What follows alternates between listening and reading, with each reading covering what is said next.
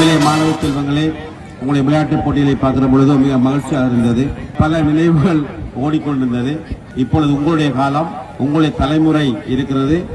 இந்த தலைமுறைக்கு தேவையான பல விஷயங்கள் இருக்கிறது. ஆகையால் நீங்கள் கற்றுக்கொள்வதும் உங்களை கற்பிப்பதும் அரசியல்வாதிகளும் சமூகமும் உங்களை சரியாக வழிநடத்துவதும் மிகவும் முக்கியமான ஒரு விடயமாக நீங்கள் பார்க்க வேண்டும். நாங்கள் பார்க்கிறோம். உங்களுடைய தலைமுறைகளுக்கு எங்களை விட மிகப்பெரிய வித்தியாசமான சவால்களை எதிர்கொள்ள வேண்டி வரும்.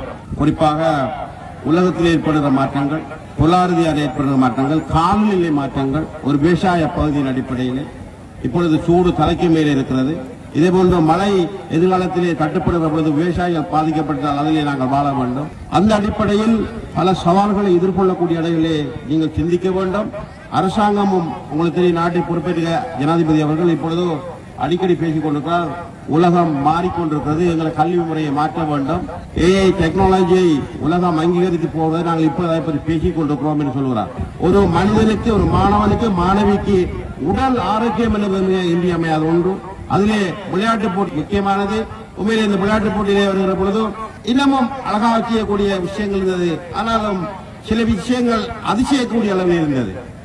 ஆகையால் அன்பார்ந்த மாணவர்களே, நீங்கள் தேடல் உள்ள கற்க வேண்டிய இந்த வயதிலே விளையாட வேண்டிய நேரத்திலே விளையாடி கற்றுக்கொள்ளுங்கள், தேடி படியுங்கள். நாங்கள் 2008ஆம் ஆண்டுக்கு பின்னர் பல விடயங்களை செய்திருக்கிறோம், செய்வோம். இப்பொழுதோ நாங்கள் வெளியே வந்த நேரம் என்பது உண்மையிலே சிக்கலான நேரம். பொருளாதார பின்னடைவு, சமூக பிரச்சனை என்று பல சிக்கல்கள் வந்திருக்கிறது.